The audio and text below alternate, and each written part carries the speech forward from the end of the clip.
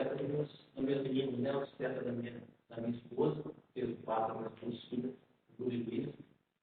O Luiz já está com 8 anos, o Luiz com 5. A gente vê que o tempo está passando muito rápido, né? Nós vamos deixar, como eu encontro aqui entre amigos, nós vamos deixar o áudio aberto.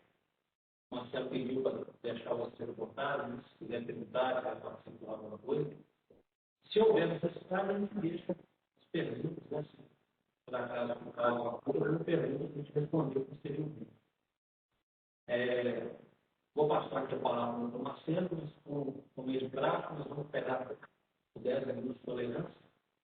O pessoal chegar e poder participar do nosso evento. Então, vou passar a palavra para o Marcelo e vamos aproveitar aí para ampliar nosso conhecimento. Bom, boa noite, pessoal. É um prazer imenso estar aqui, sabe?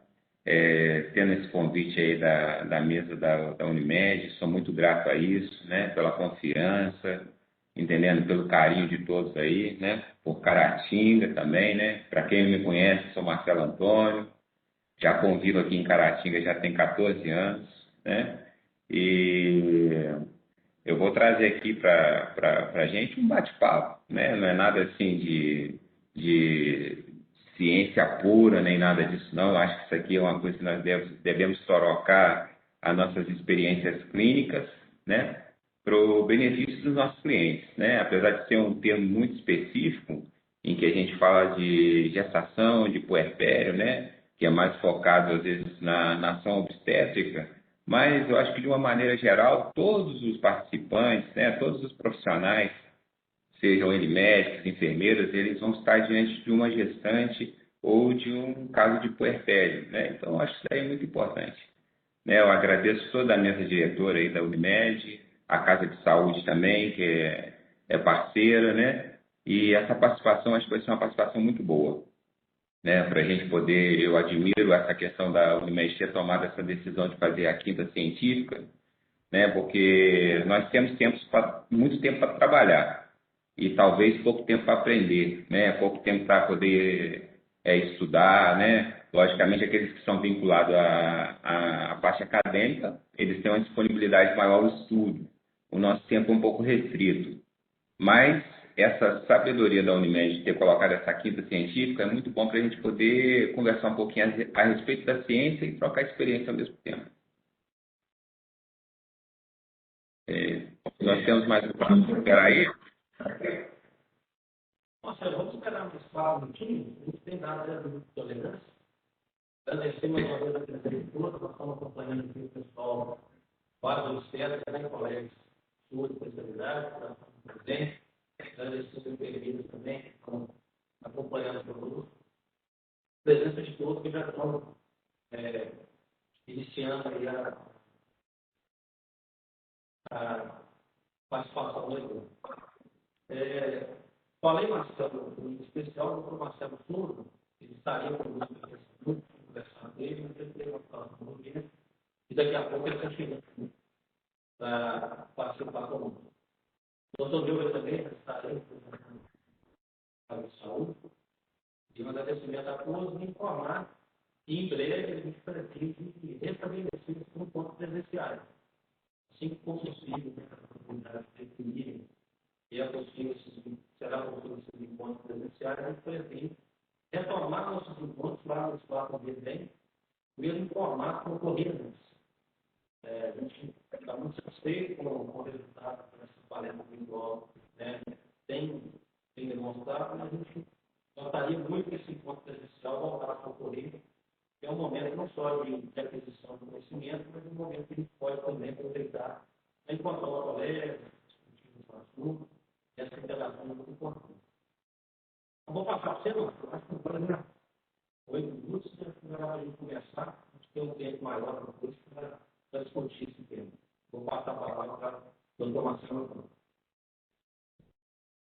Muito bem. Bom, hoje a nossa conversa, né, nós vamos ter um bate-papo apenas, né? Pretendo ser breve, né, para que a gente possa ter tempo de discutir a respeito do tema, né? E também para que o não seja exaustivo para ninguém, né? E o nosso tema, o escolhido, né, foi a respeito do tromboembolismo venoso no ciclo gravídico puerperal. Né? Por que falar desse tema? Né? Nós temos objetivos a serem colocados a respeito desse tema.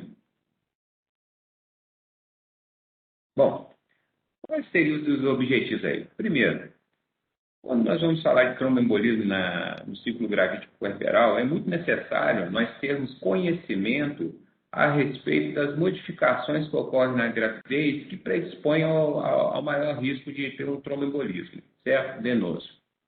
Outra coisa, é muito importante nós sabermos quem tem o maior risco de um episódio tromboembólico na gestação, né? Porque nós temos, além do risco gestacional, nós temos também aquelas situações que aumentam o risco desse episódio na gestação.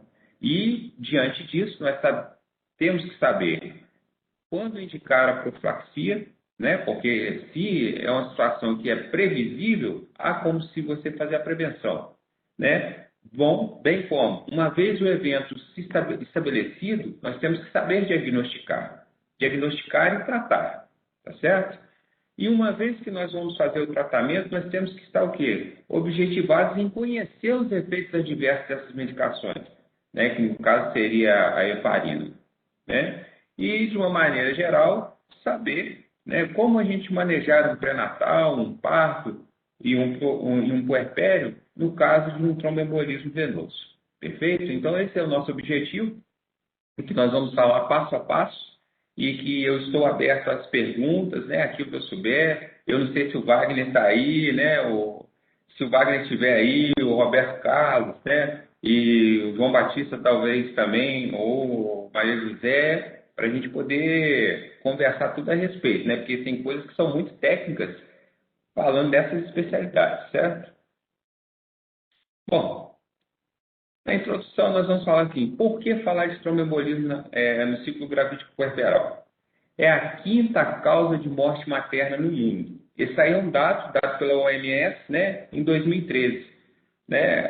O tromboembolismo no ciclo gravídico puerperal, ele só está atrás dos quadros de hipertensão arterial na gestação, quadros hemorrágicos, complicações do parto ou de abortamento e casos infecciosos. Ele entra como o quinto colocado, tá certo?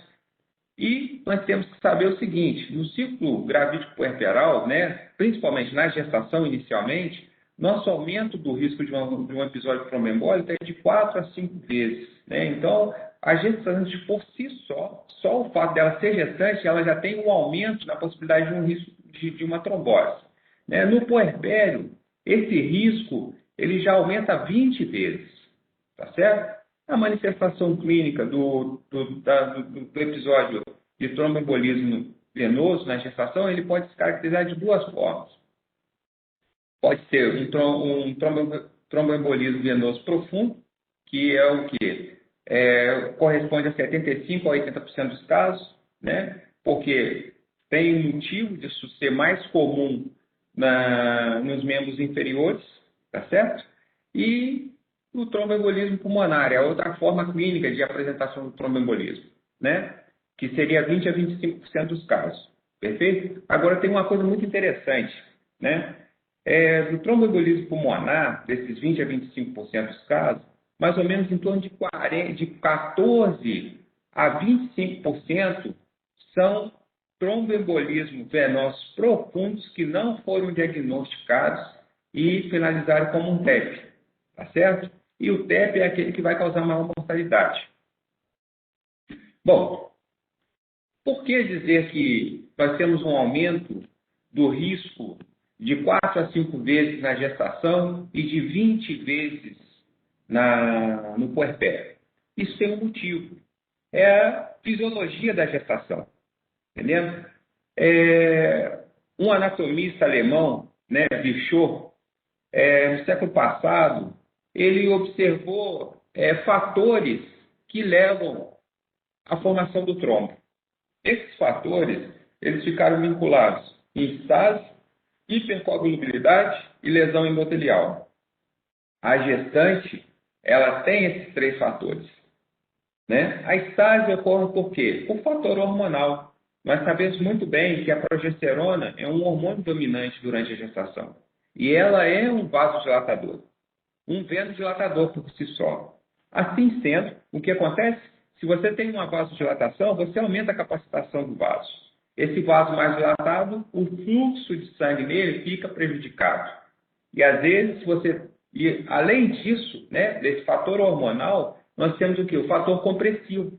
Compressivo de quem? Dos vasos grandes, né? Eles são comprometidos por quem? Pelo útero gravídico. O aumento do volume do útero, ele vai promover uma compressão da veia cava inferior, ele vai promover compressão das veias ilíacas comuns, né? De maneira o quê? Aumentando a estase. Então, isso aumenta o risco de trombose nos membros inferiores, né? A hipercoagulabilidade. Fisiologicamente, as gestantes elas têm aumento dos fatores de coagulação, né? O fator 2, o fator 7, o 8, o 9, o 10 e o 12. E redução dos anticoagulantes naturais, né? Que seria o quê? A redução da antitrombina, né? Da proteína S, e ela também tem uma redução da fibrinólise. Essa redução da fibrinólise, ela ocorre por causa do aumento do inibidor da ativação do plasminogênio. Assim, essa é uma situação fisiológica da gestação. Então, esses são os fatores que aumentam 4 a 5 vezes o risco de um episódio de tromboembolismo na gestação. Agora, e por que o puerpério a gente tem um aumento exponencial de 20 vezes? Por conta da lesão endotelial, que dentro da tríade de Virchow, né, que foi o idealizador e o que fez essas observações, o porquê da formação do trombo, né, a lesão endotelial que acontece no parto. E por que acontece essa lesão endotelial? A lesão endotelial ela acontece exatamente no sítio placentário. Né? Nós sabemos que existe o sítio placentário, os lagos venosos, onde faz as trocas com mãe e feto. Né? Uma vez que a placenta sai, existe uma lesão endotelial. Essa lesão endotelial é o outro promotor, é o outro fator de risco para a formação de um trombo. Tá certo? Bom, como a gente conversou ali, nós temos situações que nós temos, além do risco habitual do tromboembolismo, que é vinculado à tríade de Virchow, né? Nós temos os fatores de risco que aumentam o risco de um episódio tromboembólico na gestação. E dentro disso, o mais importante deles. Bom, nós temos as pacientes que já têm um histórico de um tromboembolismo antes da gestação. Esse aí é o fator de risco principal. Ele é capaz de aumentar 10 vezes o risco de você ter um tromboembolismo na gestação. Né? Nós temos também um histórico familiar, que é importante, né, da nossa entrevista, né, a uma gestante que está com a possibilidade de uma trombose. A gente tem, ou no pré-natal, ou no atendimento habitual nosso como clínico, perguntar isso, se existe um histórico familiar de primeiro grau com um episódio de tromboembolismo. Tá? Nós temos a trombofilia hereditária e adquirida. Né? A trombofilia nada mais é que você tem alterações da hemostasia, que aumenta o risco do episódio tromboembólico. E condições clínicas maternas diversas. Nós vamos conversar a respeito delas todas. Primeiro, bom, o tromboembolismo antes da gestação. Ele tem um aumento do risco de... O mais importante é de 8 a 10 vezes o risco de um episódio tromboembólico na gestação. Nós vamos ver que a Sociedade Internacional de Trombose e Hemostasia tem alguns parâmetros de avaliação das gestantes para o uso ou não de antitrombótico profilático, tá certo? E o passado de um tromboembolismo pré-gestacional faz muita diferença. A gente coloca como risco aumentado. Então, essas pacientes que já têm esse histórico são pacientes que elas têm que ser reservadas e nós pensarmos que aquele risco é verdadeiro. Agora, pacientes que têm histórico familiar, né, de um episódio de trombose, né, o histórico familiar de primeiro grau, em menores de 50 anos de idade. Isso aumenta o risco em 4 vezes. Uma coisa que eu esqueci de falar, quando a gente fala de passado de um episódio trombótico, é sem você ter o quê? Fator causador, né? Ou seja, ou a paciente está em uso de contraceptivo, né? Ou na gestação anterior. Né? Então, você não pode ter um motivo causal. Seria aquela assim, paciente livre de qualquer doença, né? E que tem um episódio de tromboembolismo. Esse tromboembolismo pode acontecer no uso do anticoncepcional apenas, né? Ou numa gestação anterior. E o histórico familiar, da mesma forma, nós não temos motivo aparente, uma causa aparente para o surgimento do tromboembolismo. E o seu parente de primeiro grau tem aquela história de ter tido um episódio de trombose, seja na gestação ou então seja no uso do contraceptivo oral. Contraceptivo de uma maneira geral, não é só o oral não, viu gente?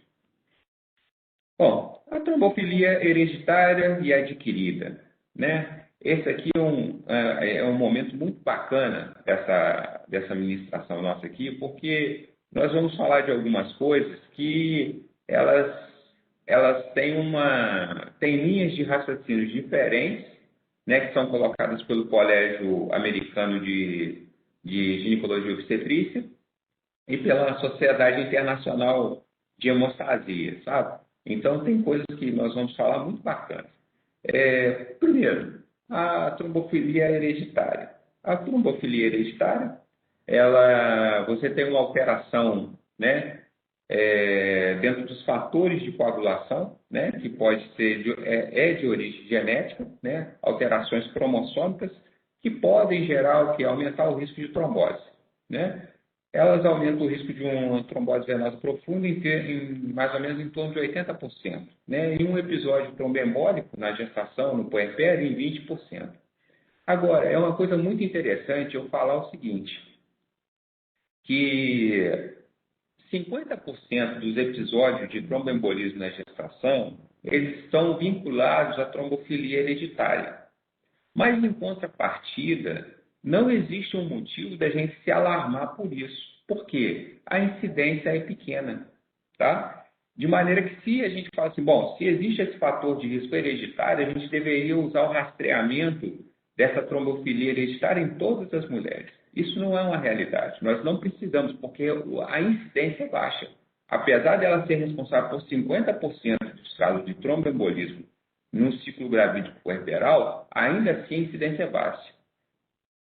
Uma coisa muito interessante é o seguinte, a incidência de tromboembolismo no ciclo gravídico puerperal, ela é muito confusa por alguns motivos, né? A gente vê a literatura falando em mais ou menos em torno de um caso para cada 1.000 a 1.600 gestações.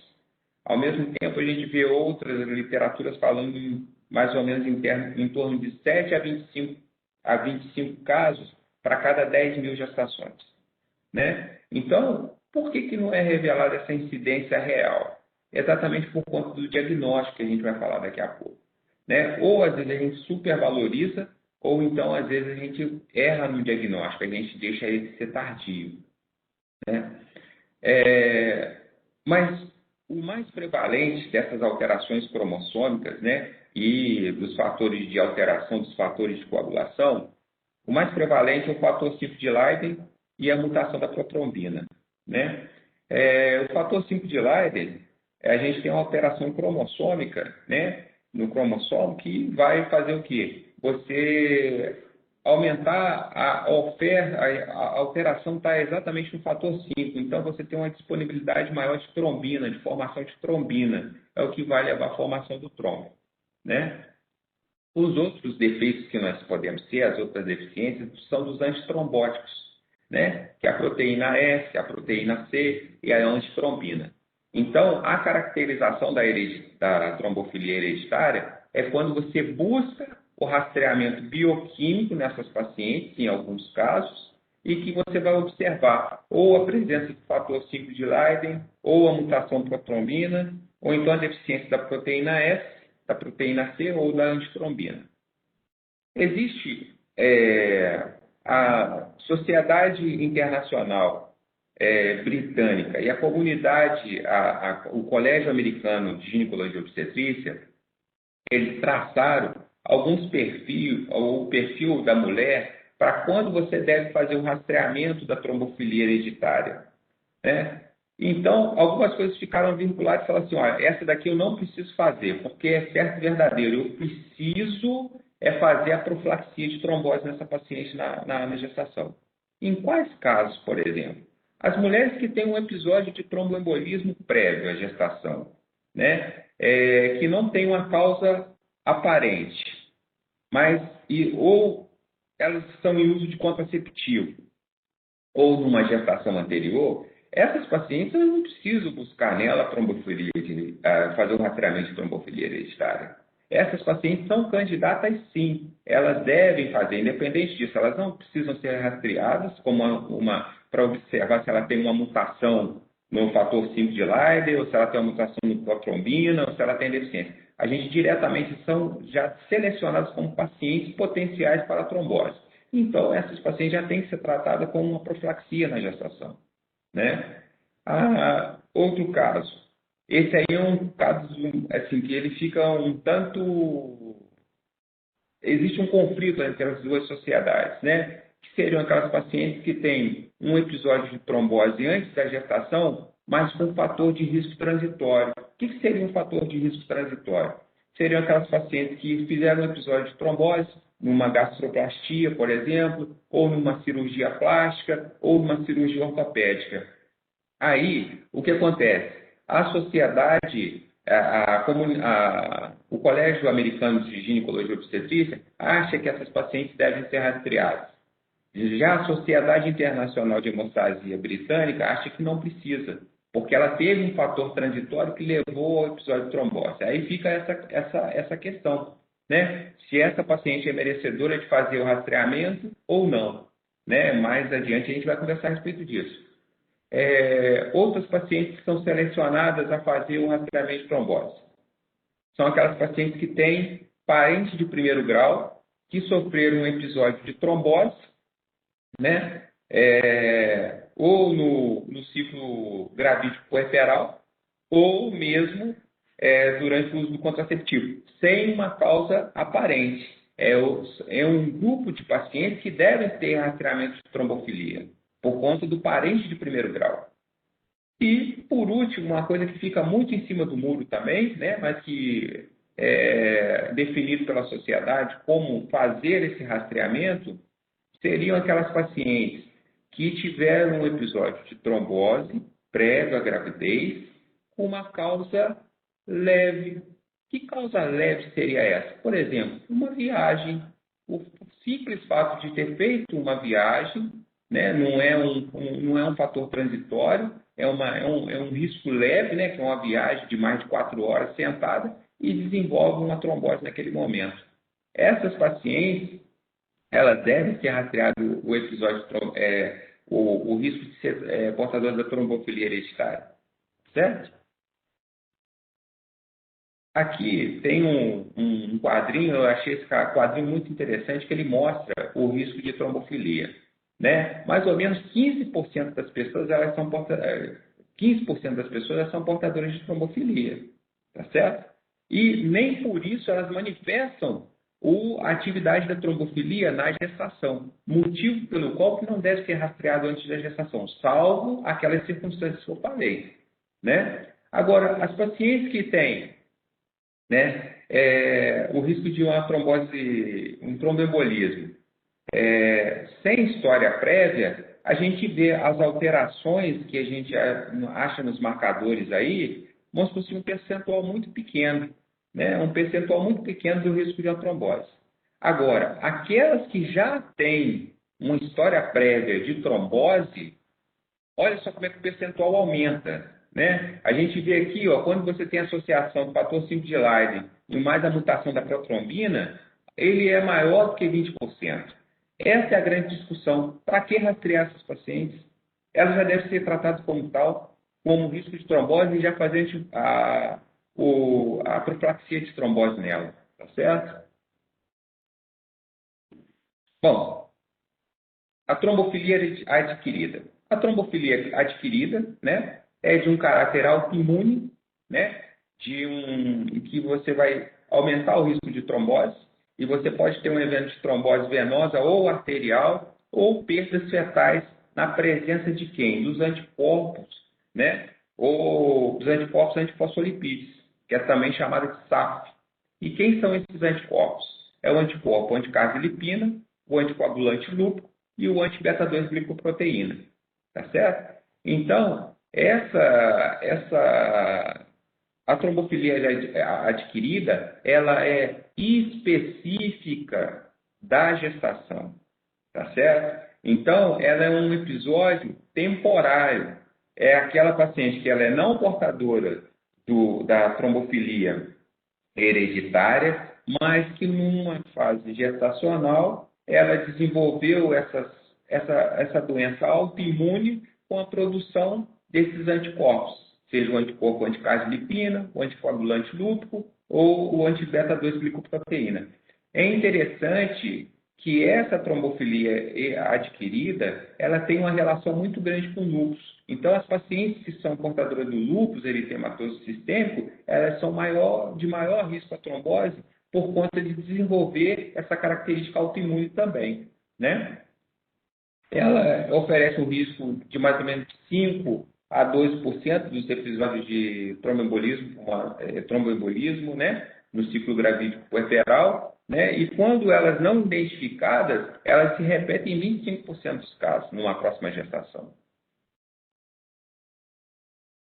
Aí aqui nós temos aqui esse esquema aqui, ele foi dado pelo um congresso que teve na Áustria, né? Pela Sociedade Internacional de Hemostasia e Trombose, né? Os critérios para a gente determinar como a pessoa sendo a síndrome do antifosfolipídio, né? Que é aquelas pessoas que têm os anticorpos. E depois eu vou até conversar com vocês uma coisa muito interessante a respeito disso. Então, as pacientes que já têm um episódio prévio, né? De trombose arterial, de pequenos vasos, né? Em qualquer tecido, né? Exceto no superficial, confirmado por um estudo de imagem ou histopatologia. Esse é um primeiro ponto, né? Morbidade obstétrica, essa daqui que nos interessa muito, né? São aquelas pacientes que têm um histórico de perdas fetais, tá certo? Com mais de 10 semanas de gestação, de crianças morfologicamente normais, né? Seja por imagem, seja então pela mastoscopia. Então, se você tem causa de óbito, se você tem um óbito fetal a partir de 10 semanas e que você morfologicamente são crianças normais, então você pode se pensar em um critério para o SAF, tá certo? Bem como pacientes que desenvolvem a pré-eclâmpsia precoce com gravidade antes de 34 semanas de gestação. São aquelas gestantes que surpreendem a gente. Você está fazendo um pré-natal, de repente ela vem, um pré-natal habitual, de risco habitual, e por volta de 28, 29 semanas vem uma pré-eclâmpsia com gravidade. Essas pacientes, elas têm um critério para o SAF, para SAF, tá certo? Ou então que vocês tiveram aqui uma insuficiência placentária. São aquelas crianças, né, que se não for por fator étnico, seja aquelas crianças que são crescimento uterino restrito, né? Opa, uma atenção para esses casos, né? Ou então aquelas de abortamento habitual, também é um outro fator obstétrico. O que seria o abortamento habitual? Quando você tem mais de 3 abortamentos com menos de 10 semanas, mas você excluindo as causas hormonais, as causas anatômicas ou então alterações genéticas do casal. Então, quando você exclui essas 3 possibilidades, né, e você tem abortamentos de repetição, você tem que colocar ela como um critério de ser portadora da SAF. Perfeito? Associado a isso, né, o que acontece, a Sociedade Internacional lá estabeleceu também os critérios laboratoriais. Você teria que ter um desses critérios clínicos associados a um critério laboratorial, seja o anticoagulante lúpico, seja o anticorpo anticardiolipina, ou então a presença do anti-2-beta-glicoproteína. Agora, eu tive em 2015, lá em São Paulo, e teve uma discussão muito grande lá entre os professores da USP. Eu achei isso muito interessante, né? A discussão que a gente está usando o anticoagulante com muita frequência sem saber o porquê. E o outro professor falou o seguinte: olha, até quando a gente vai ficar tratando laboratório?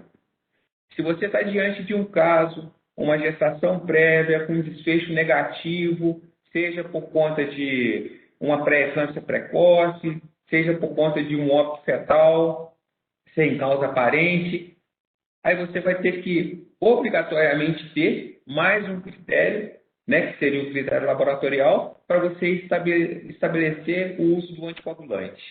Isso foi uma discussão muito grande. Ou você trata laboratório, ou você trata o quê? A paciente clinicamente.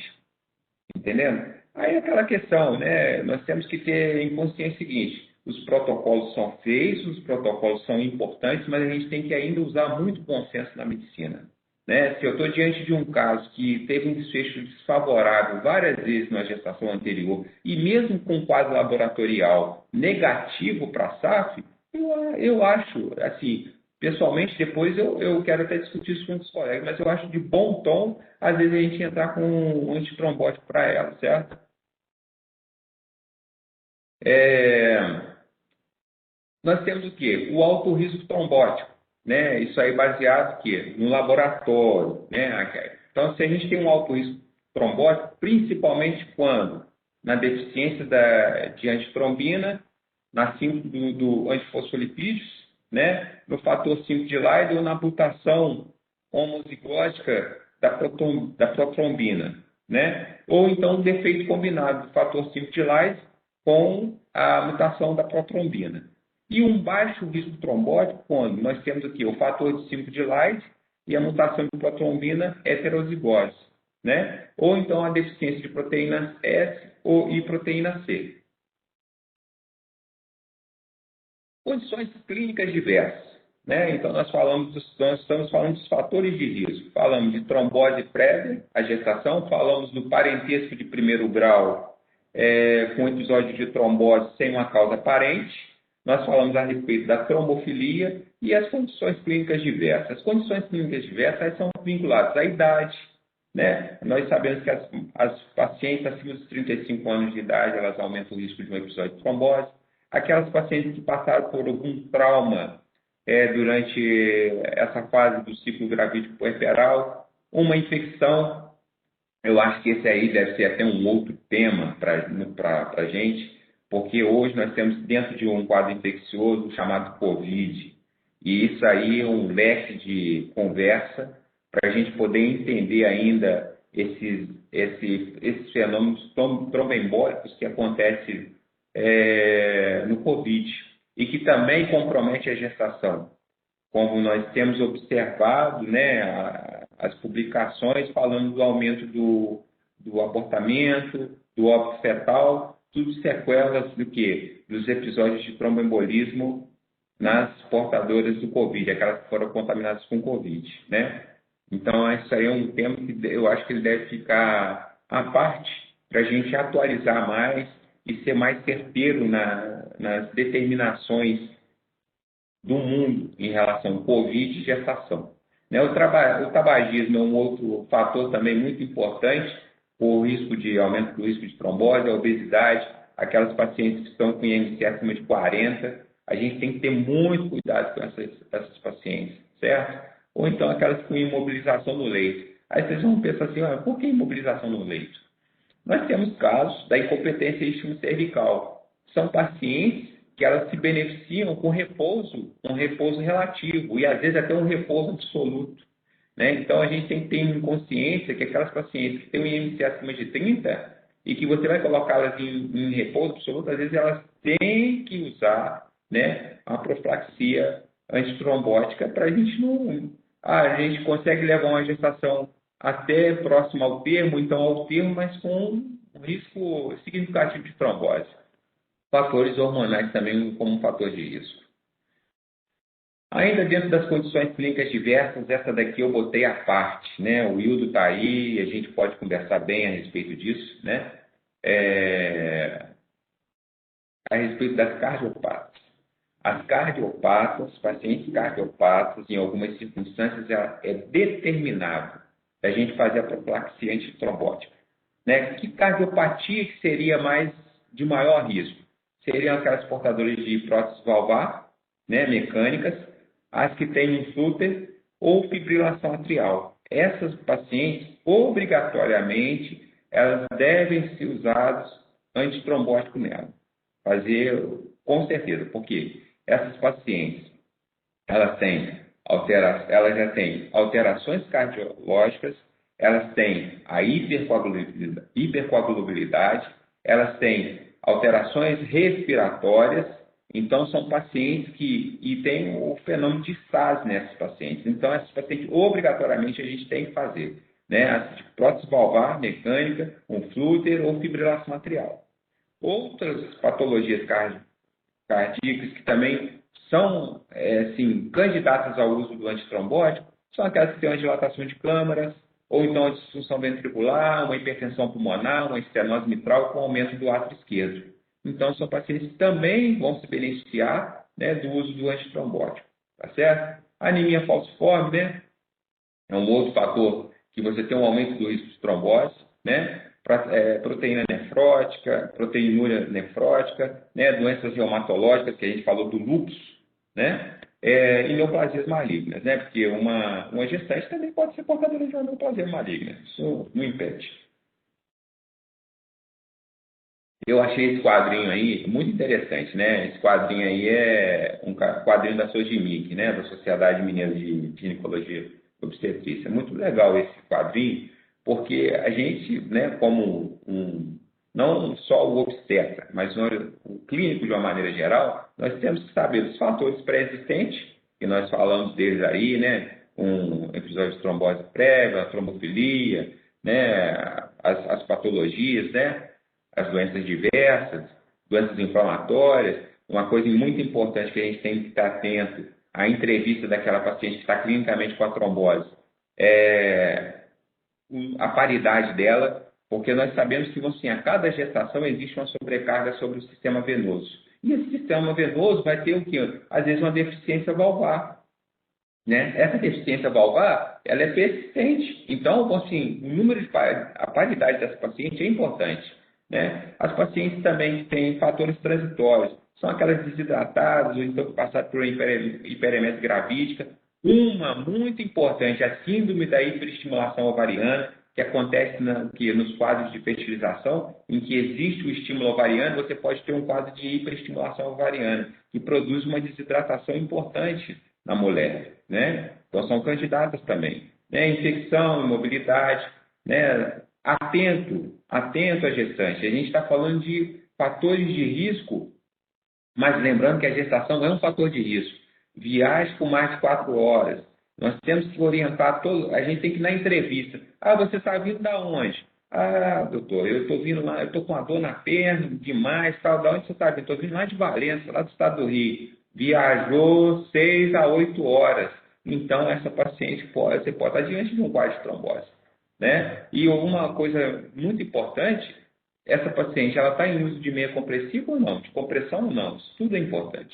Né? Nós temos os fatores obstétricos também, reprodução assistida, a gravidez múltipla. Na gravidez múltipla, ela sempre está um mês na frente. Então, o útero gravídico de uma gestação múltipla, de um gemelar, de um trigemelar, é sempre um mês na frente. Então, a compressão das veias dos membros inferiores é muito maior. Né? A presença de pré-eclâmpsia, fatores de risco aqui vinculados ao trauma, né? Ao trauma vascular, é o trabalho de parto prolongado. Né? Hoje nós estamos aí dentro da mídia falando a respeito do parto humanizado. O parto humanizado é ótimo, mas nós temos que ter uma atenção especial, né? Porque um trabalho de parto que dura 30 horas, dura 20 horas, e ele depois tem um segundo trauma cirúrgico que pode terminar numa cesariana, essas pacientes elas têm um fator de risco para desenvolver uma trombose no puerpério, tá certo? O uso do fósforo também, um outro trauma vascular, né? Que lá na tríade de Bichot está lá, lesão endotelial, tá certo? A gente tem que estar atento a essas coisas. O diagnóstico. Diagnóstico de tromboembolismo no ciclo gravídico puerperal é um diagnóstico difícil, diagnóstico clínico. Por quê? Muitas queixas vinculadas a um episódio de tromboembolismo, elas já fazem parte da clínica pessoal da gestante, né? Então, nós temos que estar entendendo o que a gestante, são os relatos da gestante, do dia a dia. Não, minha perna está mais inchada, estou sentindo a minha perna pesada, tenho sentido mais câimbras, tenho tido mais câimbras, né? Agora, quando a paciente chega para você com esse quadro, que ela se queixa, você tem que ter atenção com alguns sinais, que é muito importante, né? Por quê? Não para a gente não usar o anticoagulante desnecessariamente e também não ignorar a queixa dela e deixar para usar esse anticoagulante depois de estabelecido uma trombose, tá certo? Então a gente tem que estar... Bom, ela tem dor, a dor é localizada, ela tem uma dor mais intensa localizada, a gente tem calor daquele membro, tem um empastamento, um endurecimento de panturrilha, ou então se você vai fazer a medição, né, da circunferência do membro comprometido com outro membro saudável, deu uma diferença de mais de 2 centímetros, essa diferença de 2 centímetros de circunferência, atenção. Ou então aquela paciente que está com uma queixa de uma dor fixa, uma dor nova, que está no flanco e às vezes tem irradiação para a nádega. Opa, atenção, um edema importante do membro inferior, a gente pode estar o quê? Diante de uma trombose ilíaca. Então, isso é muito importante, a gente ter atenção na clínica da doente para duas coisas. Ou para a gente não fazer o anticoagulante necessariamente, ou então para a gente deixar de fazer o diagnóstico e tratar já tardiamente, certo? Diagnóstico diferencial da trombose venosa profunda. Nós temos a tendinite, distensão muscular, cisto poplíteo, aneurisma poplíteo, hematoma, celulite, né? Síndrome pós-traumática. Então, todas essas aí vão vir o quê? Articuladas com a dor em membros inferiores, né? Mas a gente tem que estar muito atento a sinais de persistência e quando a gente deve investigar no tempo certo. Exame complementar para trombose venosa profunda, né? O exame complementar para trombose profunda, né? Venosa profunda. O carro-chefe é a ultrassonografia, o Doppler, tá certo? A gente vê que a sensibilidade dele aqui está em torno de 97% e a especificidade é de 94%.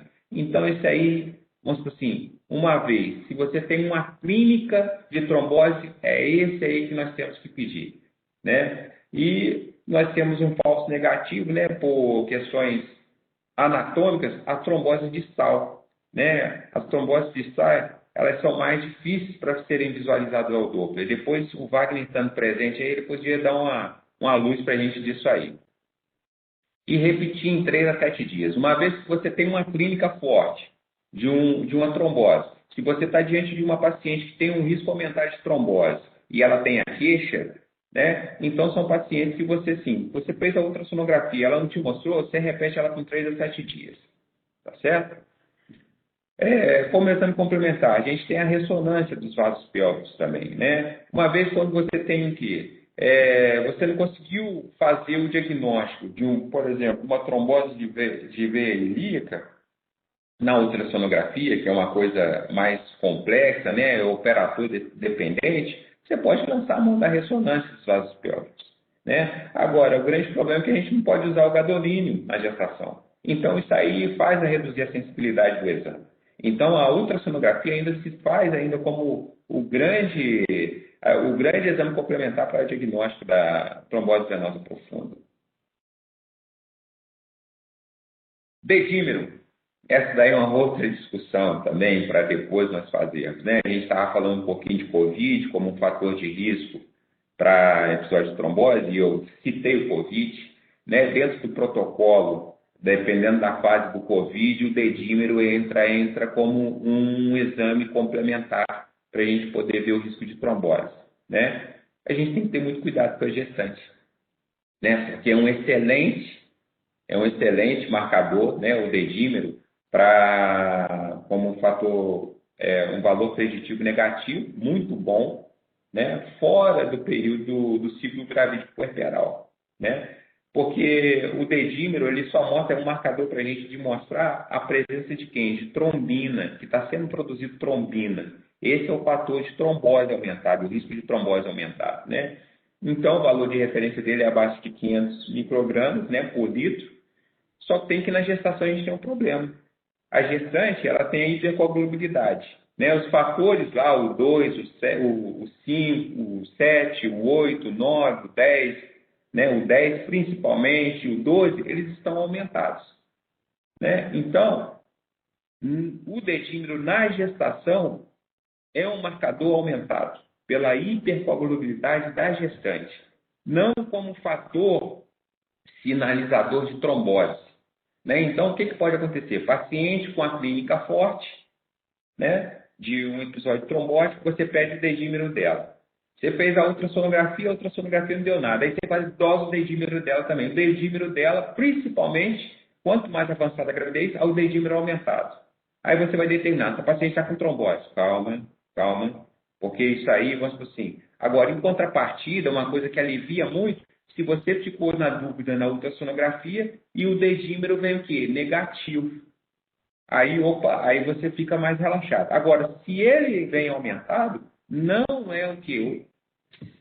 Determinação que existe uma trombose, com uma ultrassonografia normal, viu? Eu estou falando, eu até comentei a respeito do Covid, né? Porque às vezes, né, eu já vi acontecer isso, né? Eu tenho um número significativo de pacientes com Covid positivo e algumas precisaram de internação, né? E dentro da solicitação do dedímero aumentado, as pacientes depois voltaram para o assim, doutor, eu estou com risco de trombose e tal, e falaram que é para tirar o neném, tal. Eu falei assim, olha, você tem um risco de trombose? Sim. Por quê? Você é gestante. Segundo, você teve uma doença infecciosa que tem alto teor trombótico. Agora, eu não posso usar o dedímero, seu dedímero alto, como uma referência para o risco de trombose. A patologia me traz o seu risco de trombose, não o dedímero, porque senão o cliente fica um pouco desesperado, né? E aí, para a gente vai assim, eu vou fazer antitrombótico profilático nessa gestante, sim ou não, né? Aí a gente tem que discutir isso à parte, por conta do índice de abortamento, o índice de óbitos fetais que estão acontecendo nas pacientes com contaminação por Covid. Agora, o diagnóstico do tromboembolismo pulmonar, né? Nós temos os sinais também que, da mesma forma do tromboembolismo venoso profundo, vai acontecendo tromboembolismo pulmonar que muito se assemelha com algumas queixas das gestantes, né? Seja a dispneia, um ataque de apneia, né? Principalmente os pacientes que estão na gestação mais avançada, que tem compressão do diafragma, ela tem uma respiração mais ofegante. Olha, doutor, estou sentindo muita falta de ar, né? A gente tem que ter cuidado, essa falta de ar como ela é, né? Agora, já quando aparece dor pleurítica, estertoração, uma tosse, nós temos que ter um cuidado também, porque gestante tem mais refluxo, que também é produtora de tosse, essa coisa toda. Agora, cuidado, tem taquicardia, tem hemoptise, né? Um diagnóstico diferencial é edema agudo de pulmão, miocardiopatia periparto, ou então uma pneumonia. Exames complementares, né? Nós temos os exames gerais, né, para um tratamento avançado, que é raio-x de tórax, eletrocardiograma, uma gasometria.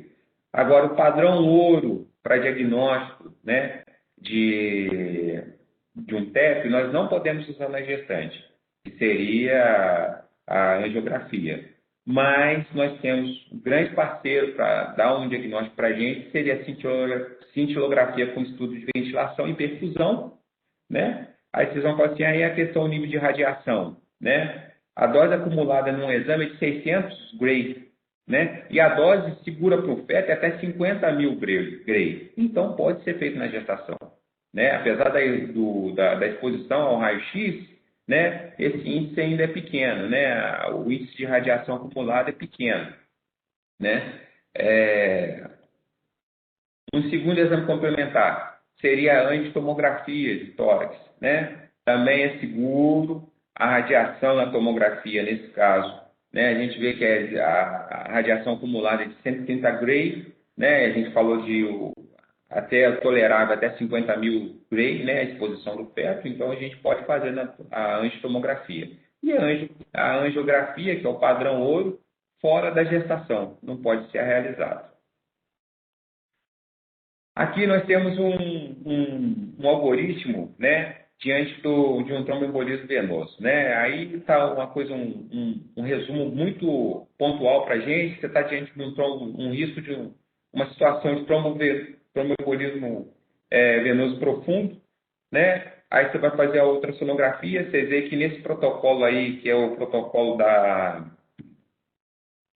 eu esqueci o nome agora, daqui a pouco eu lembro. Do programa de atualização da ginecologia obstetrícia, que a Febrasgo coloca para nós, aí você vê que o dedímero ele não entra, tá certo? Então é a ultrassonografia. Você fez a ultrassonografia, é negativo. Agora, se você tem a clínica e é inconclusivo, repete em 3 a 7 dias. Inconclusivo, você vai para a ressonância. Se é positivo, fazer uma anticoagulação, né? Bem como o TEP. O TEP, você vai entrar como o suporte avançado, raio-x, eletro, gasometria, né? E para diagnóstico, a cintilografia ou a angiotomografia, né? E a gente vai seguir. É inconclusivo, a gente repete em 3 a 7 dias. Se é negativo, acabou. Agora, se é inconclusivo, né? Ainda se fala da angiografia. Depende da gravidade do caso para você fazer isso, né? Agora, dentro da literatura, dentro do que eu estava estudando, depois vou querer a opinião dos colegas aí, é o seguinte: se você está na suspeita de um tromboembolismo venoso, o que a gente deve fazer? A gente vai fazer o quê? Os exames complementares, mas a gente já começa tratando. Para a gente, vamos assim, não é você fazer desnecessariamente, né? Se fala isso, por isso que a estatística é difícil, mas é muito pior quando você chega num diagnóstico tardio. Né? Você vai ver que você vai repetir a ultrassonografia de 3 a 7 dias. Né? E esse tempo, para quem está com um tromboembolismo venoso profundo, é o tempo de sair migrar e virar um TEP. E o TEP virar a morte. Então, às vezes, vale a pena de você já entrar como tratamento. Tratamento. Nós temos um anticoagulantes orais, né? A varfarina. A varfarina, no primeiro trimestre, ela não deve ser usada. Por conta de quê? Porque ela atravessa a barreira placentária, né? E ela vai gerar essa embriopatia varfarínica, que é a embriopatia varfarínica, né? Que é a fase de embriogênese, ela vai ser prejudicada, levando a hipoplasia nasal, hipoplasia do terço médio da face, essa condrodistrofia púlpita, né, a microftalmia, atrofia do nervo óptico, né, ou retardo mental. Nós temos os novos anticoagulantes orais no mercado, né, que tem esses nomes aí, né, o Xarelto, o Elix, né, o Pradaxa. Esses aí a gente ainda não tem estudo deles, de usar, o uso deles na gestação. E eles têm uma coisa muito positiva, que eles são seletivos do fator 10 e também de inibição da trombina. Porém, a gente ainda não tem estudo deles do uso na gestação. Não sei se tem alguma coisa nova, às vezes que talvez eu não possa ter encontrado, às vezes o Wagner tem alguma coisa a respeito do uso desses anticoagulantes aí orais na gestação. Agora, nosso carro-chefe de tratamento. Esse aí é o carro-chefe. Não só de tratamento, como de profilaxia, né? Que é a heparina. Nós temos 2 tipos de heparina, né? Nós temos a heparina não fracionada e a heparina de baixo peso molecular. Né? Nós vamos ter características de cada uma e o uso de cada uma em determinados momentos de um episódio de trombose ou numa profilaxia, né? A heparina não fracionada ela tem uma ação de inibição do fator 10 e do fator 2, né, que é a trombina. Só tem que, por ela ser uma macromolécula, ela tem uma maior ligação, né, com as proteínas plasmáticas, o endotélio, as células sanguíneas, né, o osteoclasto, ou seja, elas têm uma maior imunogenicidade. Isso vai levar mais efeitos adversos, né, com a heparina não fracionada. Esses efeitos adversos, né, que a gente vê aqui, ó, que no seu uso prolongado, ela aumenta o risco de osteoporose. Por quê? Você pode ter a formação de anticorpos anti-heparina, tá certo? Né? Então, você tem um risco maior de você ter um quadro alérgico, você ter uma trombocitopenia promovida pela heparina, pode acontecer, né? Um quadro de osteoporose, por quê?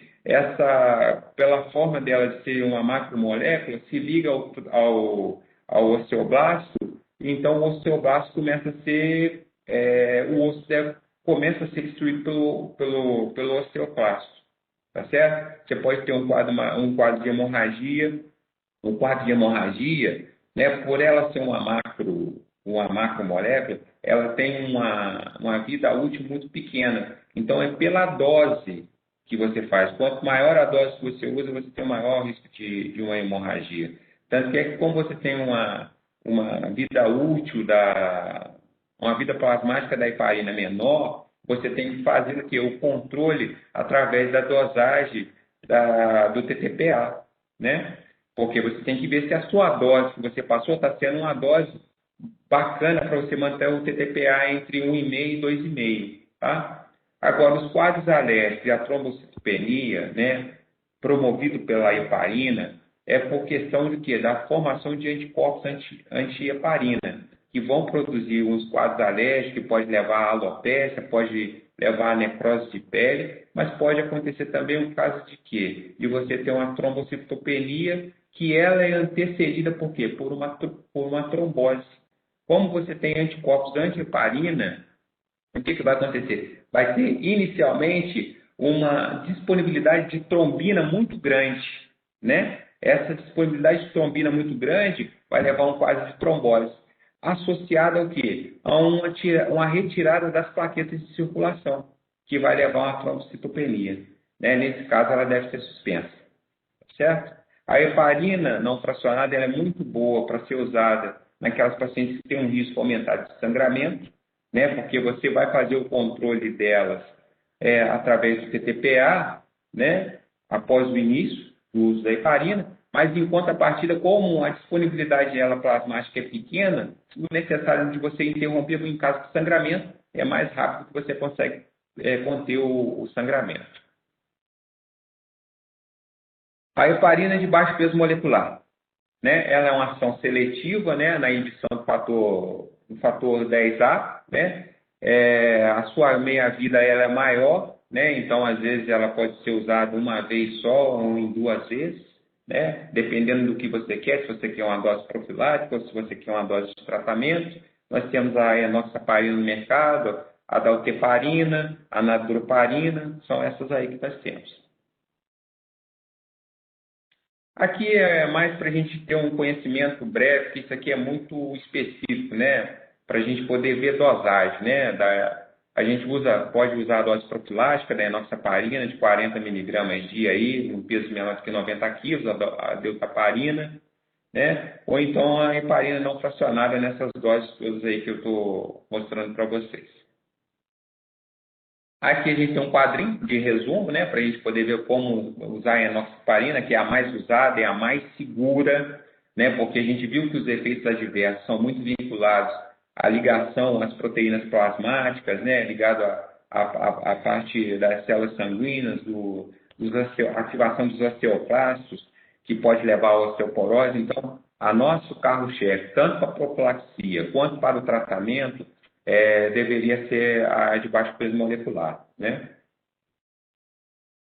Existem as doses intermediárias aí, né, que a gente pode fazer da nossa heparina 2 vezes ao dia, né, que ela pode ser usada uma vez ao dia como profilático, mas pode ser usada 2 vezes ao dia também, e a dalteparina também, né? E a dose ajustada azoterapêutica, que nós vamos fazer 1 miligrama por quilo de peso, de 2 em 12 horas, né, da enoxaparina, ou então a heparina fracionada aí, 10.000 unidades de 2 em 12 horas, ou de 8 em 8 horas que você precisar de tratamento. A fase aguda do tromboembolismo, né? A fase aguda do tromboembolismo é muito interessante, né? A gestante e esse puerpério, o risco do tromboembolismo é até 6 semanas pós-parto, né? E como a gente deve usar? Se a gente está usando numa situação profilática, a gente deve usar a gestação toda, incluir 40 dias pós-parto. E na dose terapêutica também. Tá? Agora, quando você tem um episódio de tromboembolismo, assim, já no terceiro trimestre, você deve manter o anticoagulante de 3 a 6 meses. Sendo que no puerpério, você pode, se você quiser, tirar o o injetado e passar para o anticoagulante oral, tá?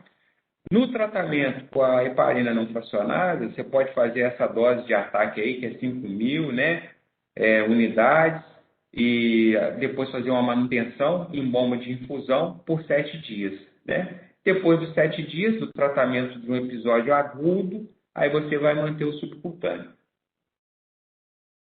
O monitoramento da heparina de baixo peso molecular é através do fator anti-10, né? Que ele deve ser mantido na dosagem de 0,6 a 1, né? Unidades por litro, por ml, né? Que deve ser feita a primeira dosagem 4 horas após o início do tratamento. E da heparina não fracionada, a gente vai fazer o TTPA, que deve ser mantido entre 1,5 e 2,5 e 6 horas após a colocação. Certo? Os fatores adversos, os efeitos adversos foi o que a gente conversou. Agora, a contraindicação dos anticoagulantes. Nós temos sangramentos ativos, né? Pode acontecer. Aquela paciente lá que era portadora da trombofilia, ela fez uma pré-eclâmpsia grave, né? Precoce, está com descolamento de placenta e também ela teve um TEP, né? Um TEP, ou então um tromboembolismo venoso profundo. Aí você tem que suspender a paralisação, porque ela está diante de quê? De um descolamento prematuro de placenta, tá certo? Ou diante de um quadro alérgico, né? Ou plaquetopenia induzida pela heparina, né? Aquela trombocitopenia induzida pela heparina. Ou então um quadro alérgico, né? Um quadro alérgico grave com um choque anafilático, que você tem que suspender, né? A hipertensão arterial não controlada também, né? Você pode ter um risco de um acidente aí vascular importante, né? Com um pico hipertensivo desse aí que você não consegue controlar. Nos quadros de coagulopatia, né? Com plaqueta muito baixa.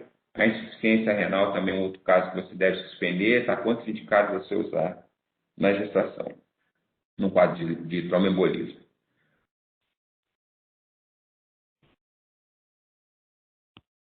Bom, quando está contraindicado, a gente tem as situações aí que a gente deve fazer, né? O uso da compressão pneumática intermitente, no intra, no pós-operatório, né? E usar isso aí para controle de sangramento é o sulfato de protamina, tá certo? Tem um filtro também de veia cava que pode ser usado, né? Quando está contraindicado, você colocar um filtro de veia cava também.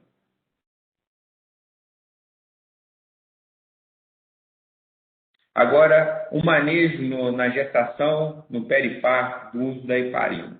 Essa daqui já é uma discussão, né, para a gente ter aí, para a gente conversar disso aí com o anestesista. Isso é importante, né? Suspender o AS, né, quando está usando o antiagregante plaquetário, uma semana antes do parto, né? Se você está com a dose terapêutica da heparina de baixo peso molecular, você deve suspender isso 24 horas antes, né? E a não fracionada, você suspende, a heparina fracionada, você suspende 12 horas antes. Agora, se você está com a dose profilática da heparina de baixo peso molecular, você suspende 12 horas antes.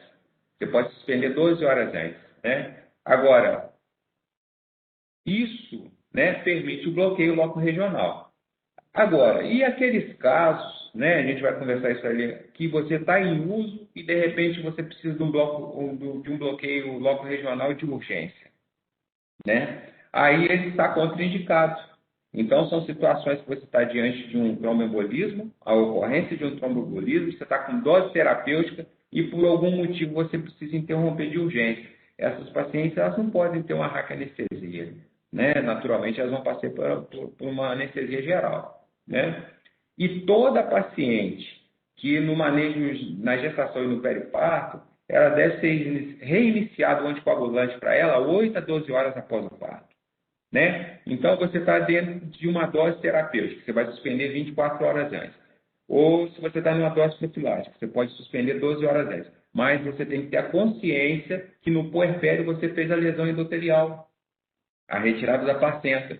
Então, o risco dela passa a ser 20 vezes maior. Então, 8 a 12 horas depois do parto, deve ser reiniciado, Tá? Agora, situações que você não pode suspender por um motivo, você não pode suspender. Você deve manter a heparina fracionada, né, em bomba de infusão, né, aquelas pacientes que estão instáveis, tá certo? E que não pode suspender a heparina 24 horas antes.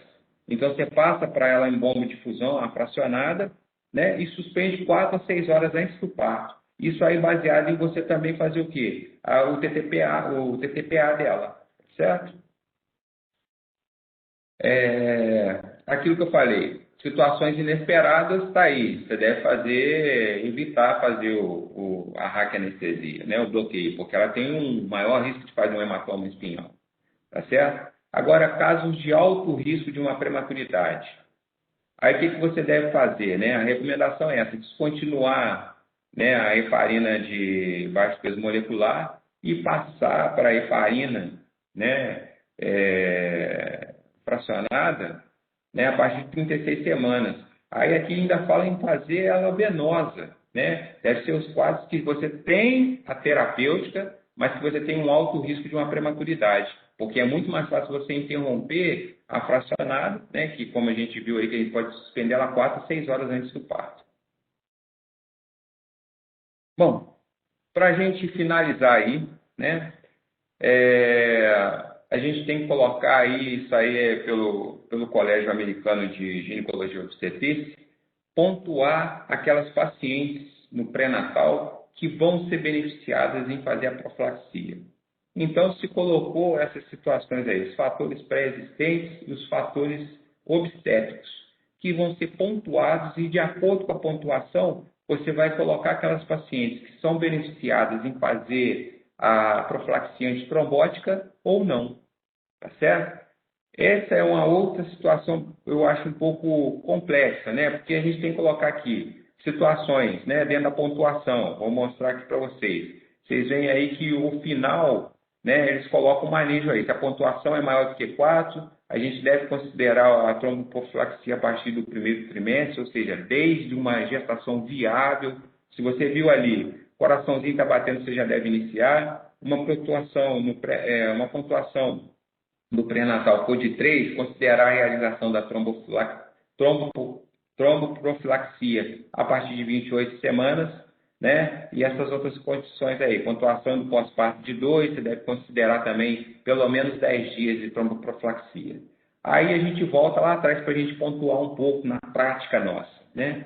Aí vocês têm que observar. Você está de plantão lá na casa de saúde, lá no ambulatório, e de repente chamam lá porque o paciente ficou dispineica, né? Aí eu, como obstetra, eu não tive uma atenção em ver esse quadro aí do Colégio Americano de Ginecologia e Obstetrícia. Aí ele chega lá, está de frente com uma paciente, né? É uma paciente que visivelmente tem um IMC aí de 40.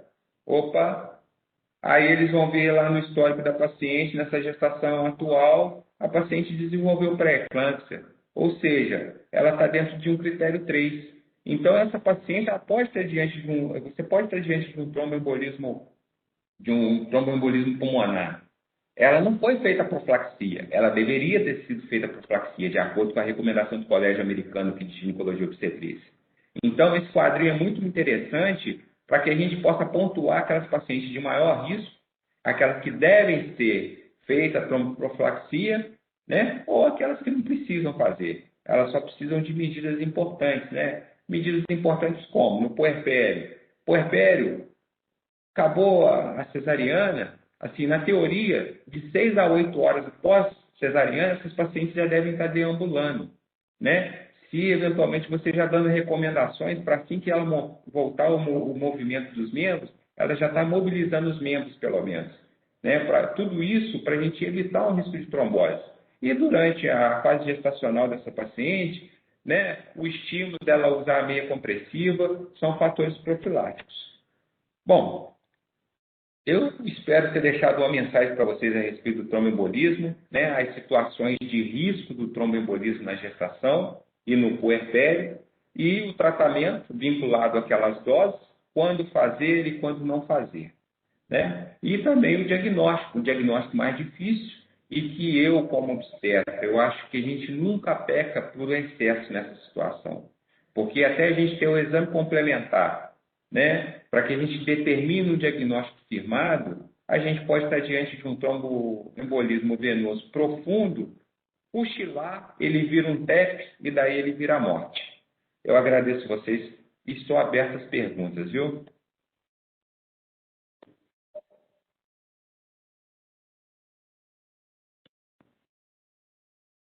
Bom, doutor Marcelo, eu gostaria de, em primeiro lugar, de parabenizar a mulher pela aula. E a respeito do tema que a gente tem discutido, já durante essa última semana, quando você referiu durante a aula no quadro de infecções, existe algum protocolo de profilaxia na grávida pós-Covid? Marcelo, ainda não. Qual é o protocolo para rastrear o tromboembolismo, tanto na mulher quanto o conceito, né, no pós-Covid? Essa é a grande situação, é o seguinte, né? No pós-Covid, né, como a paciente ela se coloca dentro do grupo de alto risco de um tromboembolismo, ainda não ficou definido se essas pacientes ainda vão ficar usando, né, o anticoagulante até o fim, até o puerpério tardio. Ainda não ficou definido isso. Agora, há de se considerar que aquelas pacientes que tiveram uma fase avançada do COVID, né, com comprometimento pulmonar, com necessidade de internação, há manutenção nessa sim. Isso aí tem sido feito. Agora, aquelas que têm sintomas suaves do COVID, elas não ficaram instituídas de se fazer a profilaxia durante a gestação toda. Eu, particularmente, eu vejo uma necessidade de estabelecer essa norma rápido, sabe? Por conta de experiências desastrosas no reflexo pós-Covid. Mesmo numa fase leve do Covid, no nível 1, de apenas de uma coriza, de uma cefaleia, e que tardiamente tiveram um desfecho negativo com relação, provavelmente, ao tromboembolismo venoso na gestação. E está sendo utilizado há qual período? Em torno de 3 meses também? Utilização da heparina debaixo do peso molecular? Mantido após o puerpério tardio? Isso. Não que eu tenha visto, Marcelo. Eu tenho que ser verdadeiro. Não que eu tenha visto, porque é muita informação o tempo inteiro, sabe? Ok. Muito obrigado novamente pela palestra. Pessoal, mais alguma dúvida? Alguém quer perguntar alguma coisa? Pode ficar à vontade.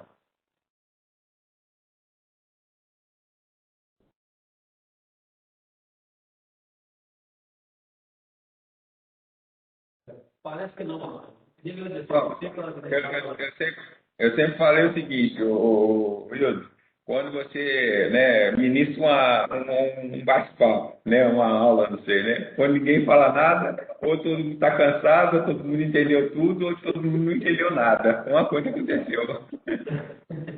Não, mas foi muito didático e a gente entendeu bem, porque realmente é um assunto com uma complexidade muito grande e com muita dúvida que está surgindo aí com dessa pandemia que nós estamos vivendo. Então, o conhecimento está se formando ainda.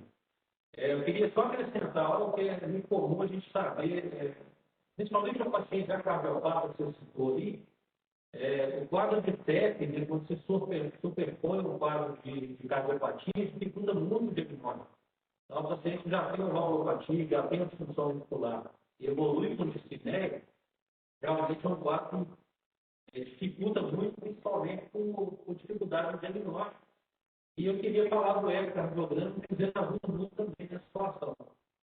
A gente consegue, pelo eco, avaliar bem a função muscular e, em alguns casos de TEP, com repercussão em canos direitos, a gente consegue avaliar o VT, estimar a pressão sistólica na artéria pulmonar, que ajuda também na condução desses casos, reforçando ou não a possibilidade de embolia pulmonar. Inclusive, Perfeito. Marcelo, um caso recente, nós passei com uma cardiopatia complexa, né, que você está acompanhando, e falou a favor da liberação porque o paciente não tem estenose, não tem disfunção auricular. Então, dá uma tranquilidade nesse período aí, pré-claro. Perfeito.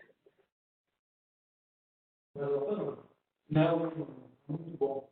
Pessoal, eu queria mais uma vez agradecer a oportunidade do Marcelo, compartilhar conosco aqui, agradecer a participação de todos. Já deixar um convite agora para o mês de julho, nós vamos convidar um colega nosso lá de Carangola, o doutor Alexandre, que é cardiologista, é do município, estará conosco aqui. Faltou só a confirmação da data, como enviar para vocês posteriormente na divulgação. Ele vai falar sobre síndrome coronariana aguda. A gente vai, em breve, confirmar a data, porque a gente está esperando só a disponibilidade dele. E a doutora Maria José confirmou em agosto, ela vai participar do evento, no dia 5 de agosto. Então, já veio de convite aí para essas duas próximas apresentações. E queria fazer mais um convite, até o dia 2 de julho, o Unesco está promovendo o dia de cooperar. A gente faz isso anualmente, e é um evento que tenta trazer benefícios para a sociedade, principalmente nesse momento difícil que nós estamos vivendo. Esse ano, nós estamos organizando uma arrecadação de alimentos não perecíveis. A Unimed, tudo que for arrecadado, a Unimed vai dobrar a doação. Então, a gente vai fazer uma apuração do que foi arrecadado até no dia 2 de julho, e a Unimed vai contribuir com uma outra parte igual. Esses alimentos vão ser destinados para ser respeito ao Dia da Cruz, e é uma entidade que presta um serviço fornecendo cestas básicas para famílias carentes e alimentação da população moradora de rua. Então, a gente convida a todos a participar, a doar, para poder ajudar o número maior de pessoas. Mais uma vez, muito obrigado ao Marcelo, obrigado pela participação de todos. É. Te agradeço e espero nos encontrar em breve na próxima apresentação. Perfeito. Um Uma abraço. boa noite.